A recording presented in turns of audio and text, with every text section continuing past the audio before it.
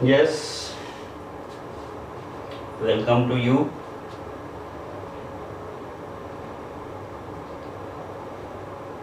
देखो, ये मैं एक नया प्रयास करने जा रहा हूँ। कोविड-19 का अभी जो है पैंडेमिक पूरी दुनिया में फैला हुआ है, और ऐसी स्थिति में ये ऑनलाइन क्लासेस या यूट्यूब पर कुछ चीज़ों को शेयर किया जाना एक बहुत अच्छा माध्यम बना है, मीडियम बना है।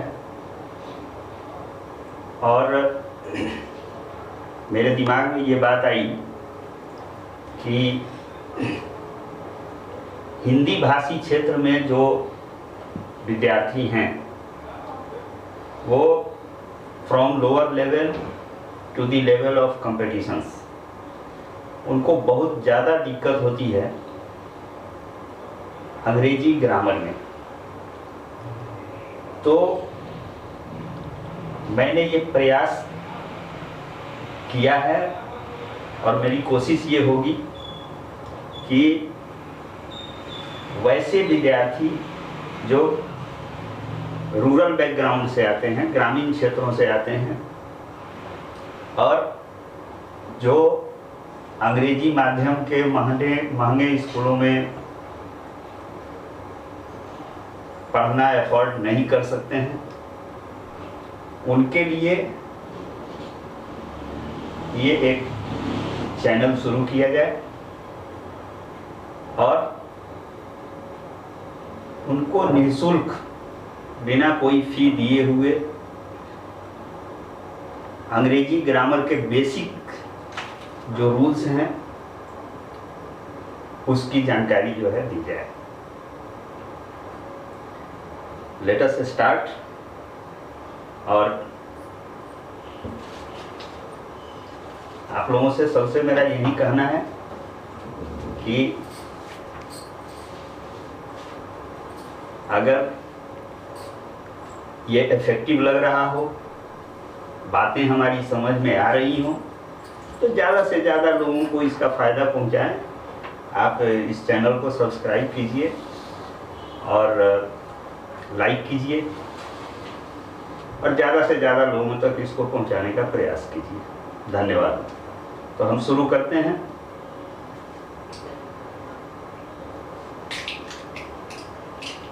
ये जो सब्जेक्ट है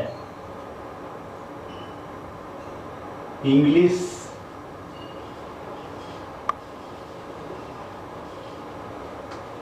लैंग्वेज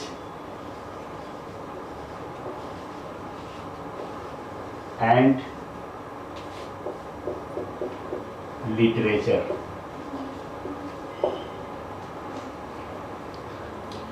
आप सब जान रहे हैं कि इंग्लिश एक भाषा है, अंग्रेजी एक भाषा है, और दुनिया में बहुत सारी भाषाएं हैं, अनगिनत भाषाएं हैं, बट उसमें से इंग्लिश के बारे में ये कहा जाता है कि it is an international language, अंतर्राष्ट्रीय भाषा है। मतलब इसकी स्वीकार्यता, it's acceptability is spread all over the world, पूरी दुनिया में इसकी स्वीकार्यता है। आप दुनिया के किसी भी देश में जाएं, आप उस देश की भाषा को नहीं जानते हैं तो आपके कम्युनिकेशन का वहाँ पर एकमात्र माध्यम जो होगा वो होगा अंग्रेजी भाषा। तो इसलिए इसको इंटरनेशनल लैंग्वेज कहा जाता है।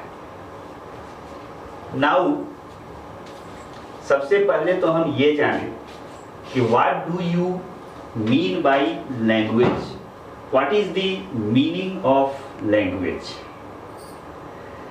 कोई भी लैंग्वेज है उसका एक ही अर्थ है, उसकी एक ही मीनिंग है, और वो है कि language is a medium of communication.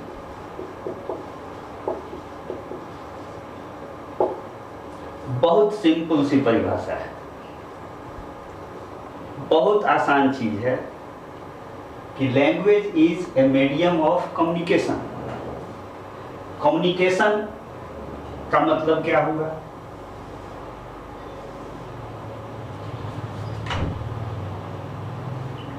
हम अपनी भावनाओं का, अपनी विचारों का आदान प्रदान करते हैं। मैं आपसे कुछ कहना चाहता हूं तो वो कहने का जो माध्यम है, जो मीडियम है, दैट इज लैंग्वेज।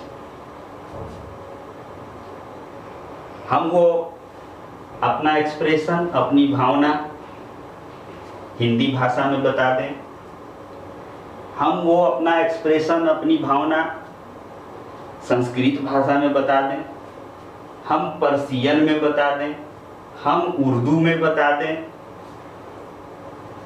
कोई भी भाषा हो सकती है। बट उस भाषा का मकसद, उस भाषा का उद्देश्य केवल एक होता है, और वो है to express our feelings, our ideas to the listener or the person to whom we want to express our idea.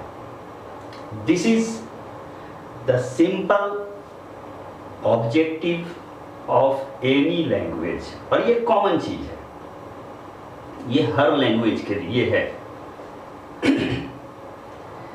ये लैंग्वेज की बात, इशारों की भी भाषा होती है।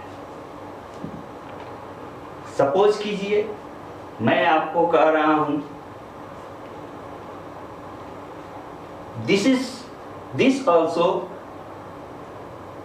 Is a kind of language. मैं क्या चाह रहा हूं? मैं कम्युनिकेट करना चाह रहा हूं कि आप चुप रहिए, प्लीज कीप साइलेंस। तो ये इशारे की भाषा हो गई। भाषा पशु पक्षियों की भी होती है। भाषा हर जीव की होती है। जैसे आप देखते होंगे किसी पेड़ पर बहुत सी चिड़िया बैठी हुई है। होता क्या है, उसमें से एक चिड़िया कुछ चहचहाते हुए, कुछ बोलते हुए उड़ती है, और उसके पीछे पीछे जो बाकी चिड़िया है उस पेड़ पर, वो सारी की सारी चिड़िया उड़कर निकल जाती है। What is this? This also is a language. The bird which flew away initially, which flew away first, जो पहली उड़ी चिड़िया, उस चिड़िया ने अपने दोस्तों को, उसके साथ जो चिड़िया बैठी हुई थी उसको, वो उसने कम्युनिकेट किया अपनी भाषा में कि भाई यहाँ खतरा है, या चलो हम किसी दूसरी जगह पर जाते हैं। ऐसा कुछ कम्युनिकेट किया और बाकी चिड़िया उसके साथ साथ उड़ जाती है। तो ये उनकी भाषा है। आप देखते होंगे, गायों को देखिए, वो जो है जब उनको दूहने का समय आता है, वो कुछ आवाज करती हैं, उसका जो बछड़ा है वो समझ जाता है, और वो अपना जहां बंधा हुआ रहता है खूंटे में, उस पर जोर लगाता है कि वो पहुंच जाए मां के पास। तो ये उनकी भाषा है। कहने का ये मतलब हुआ कि चाहे वो इशारों की भाषा हो, चाहे वो शब्दों की भाषा हो, मनुष्यों द्वारा यूज किए जाने वाला, चाहे वो पशु पक्षियों की भाषा हो, हर भाषा का एक और एकमात्र मकसद होता है to communicate one's feeling, to express one feelings to the other members of the group. ठीक है, तो इंग्लिश भी एक लैंग्वेज है, मतलब यह भी एक मीडियम ऑफ कम्युनिकेशन है, जिसके द्वारा by this medium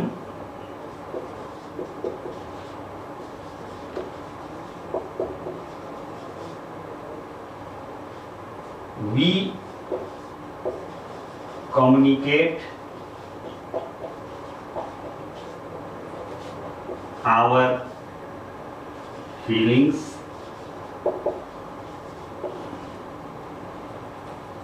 to the others।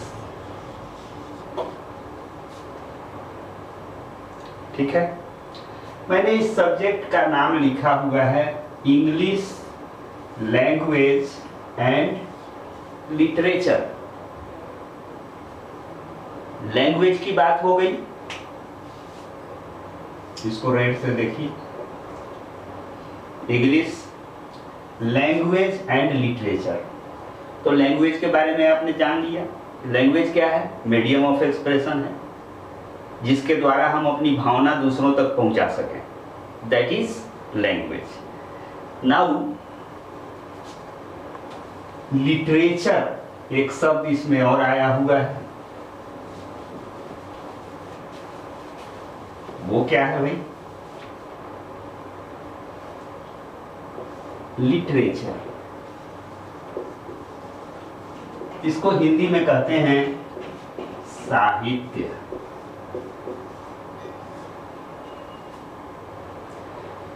तो जब किसी भाषा को एक साथ एकत्र करके बुकिश फॉर्म दिया जाता है, in the form of a story हम कह दें, इन द फॉर्म हम ऑफ पोएम कहें, in the form of essay कहें, in the form of novel कहें, in the form of drama कहें, तो ये जो बुकिश फॉर्म हो जाता है लैंग्वेज का,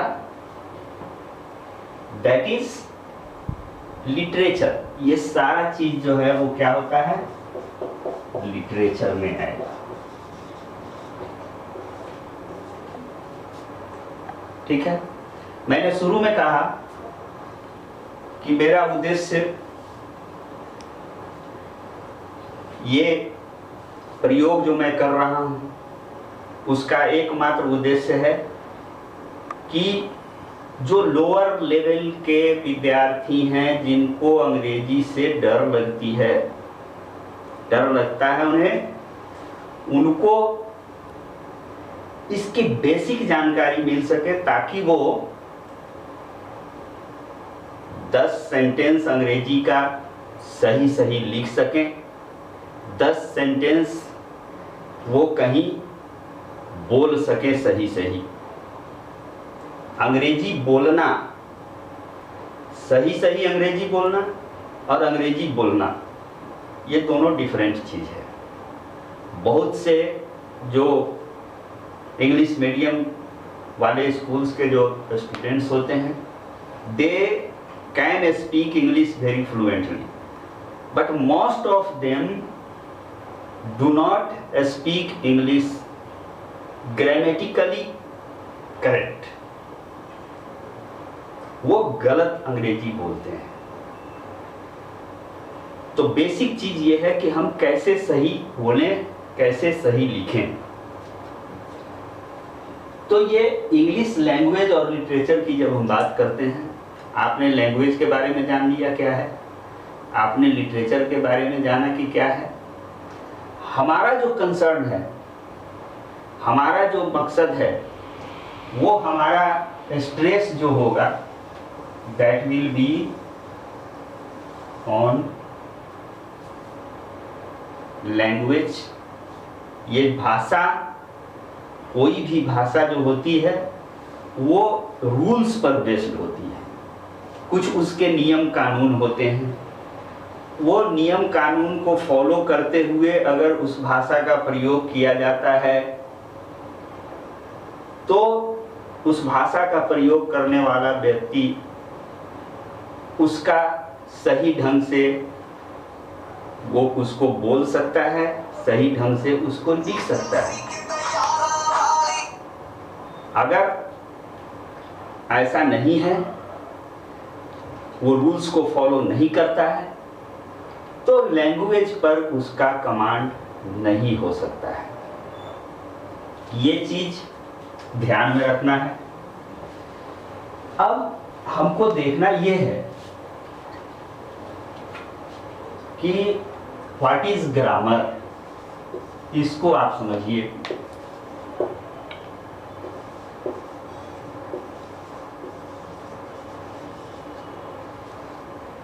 what is grammar?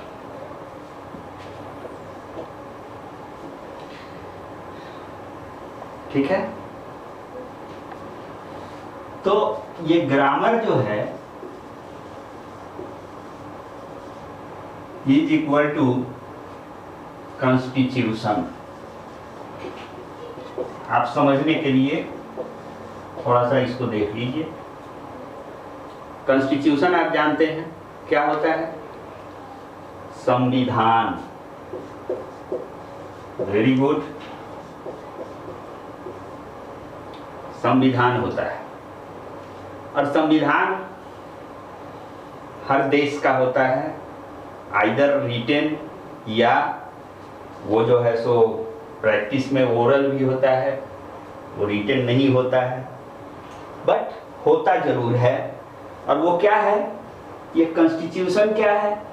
A rule book, a rule book to run the government।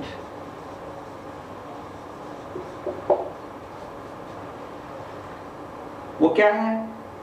एक रूल बुक है जिसमें rules how to run the government ये प्रिस्क्राइब किया हुआ रहता है।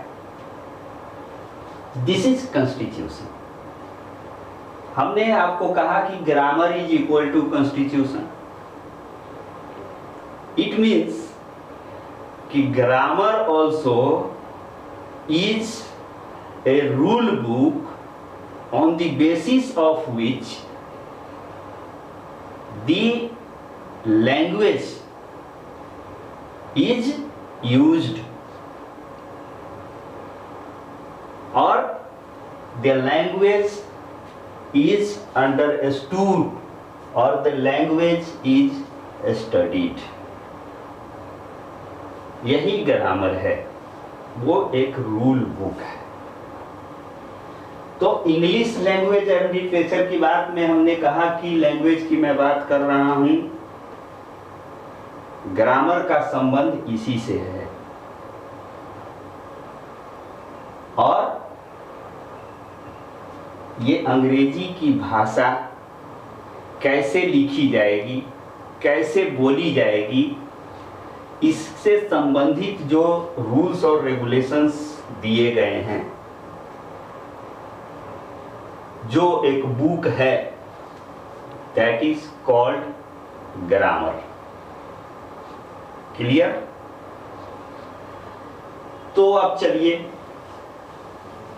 हम शुरू करते हैं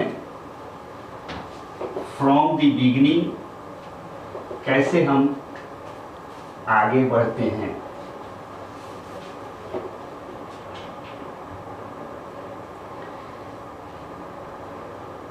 तो ये इंग्लिश लैंग्वेज का जो स्टेपिंग स्टोन है, स्टेपिंग स्टोन का मतलब क्या हुआ? जो पहला सीढ़ी जिस पर हम पैर रख के चढ़ते हैं, वो पहली सीढ़ी है लेटर। इस लेटर का बहुत सारा अर्थ होता है। एक बहुत कॉमन चीज है, इसका पत्र भी अर्थ होता है। ठीक है, इस लेटर का अर्थ जो हम यहां लेंगे वो क्या है? अक्षर। This is the stepping stone of English language. यहीं से कहानी की शुरुआत होती है, अंग्रेजी ग्रामर के कहानी की शुरुआत होती है। और ये अक्षर जो होता है, आप जानते हैं कि इनके ग्रुप्स को अल्फाबेट कहा जाता है।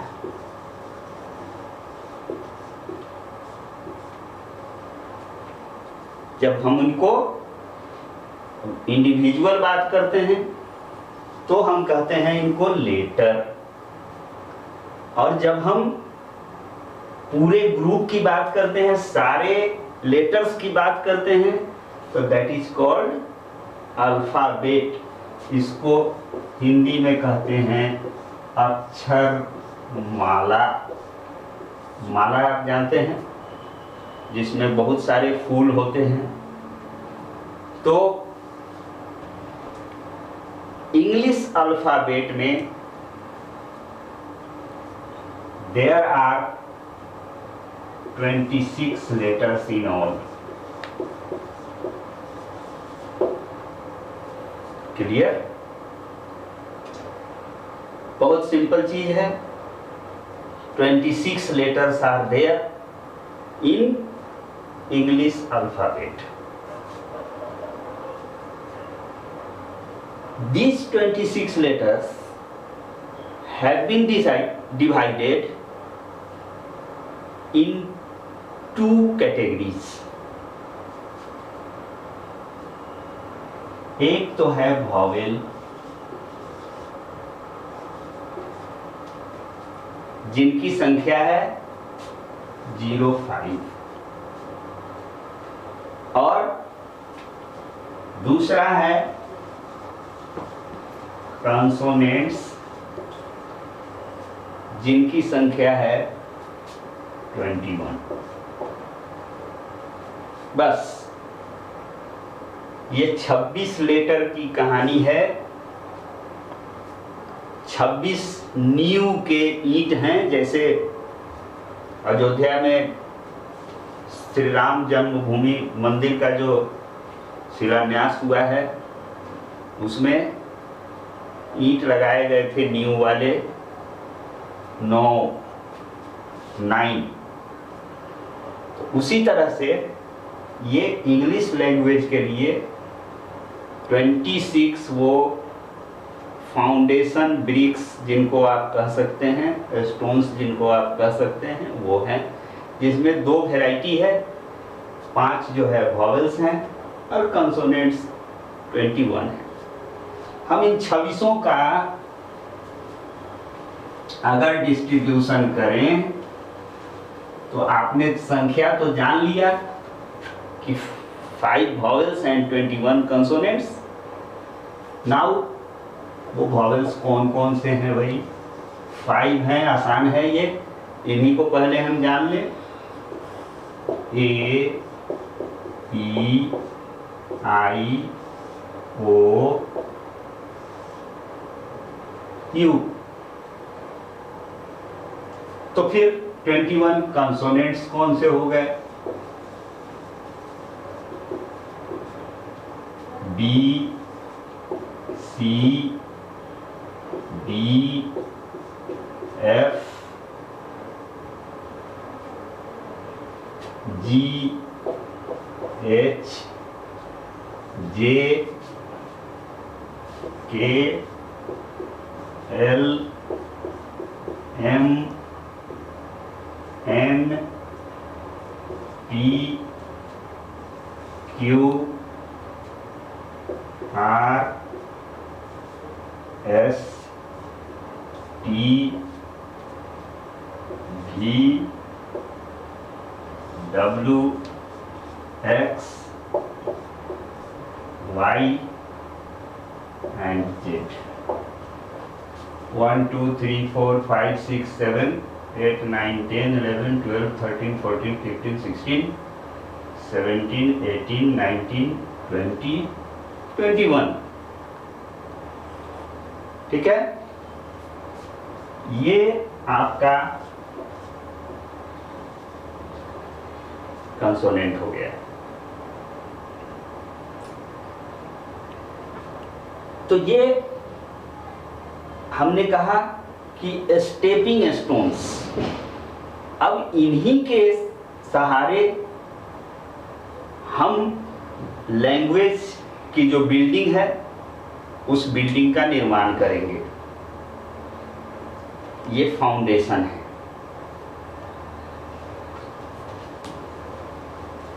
अब आइए